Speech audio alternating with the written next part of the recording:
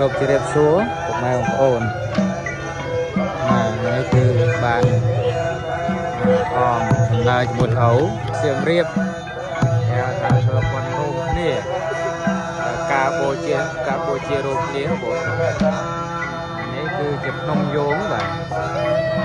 นี่คือกระไรขอนอาจจะยกมันโดยจานติ๊กครับผมจำตัวสนาไปยกติ๊กครับผม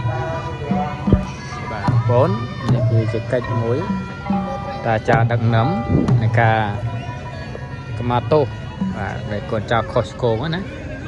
นั่นก็จะการดักคนมุ้ยได้ยังไปไหนจะการตลอดเฟอร์ได้บ่าในการบรรทุกไอ้มาโต้để cái đẹp trong hai cái sân ấy mà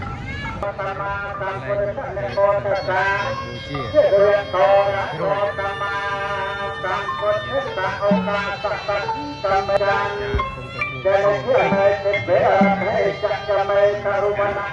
Ghiền Mì Gõ để không bỏ lỡ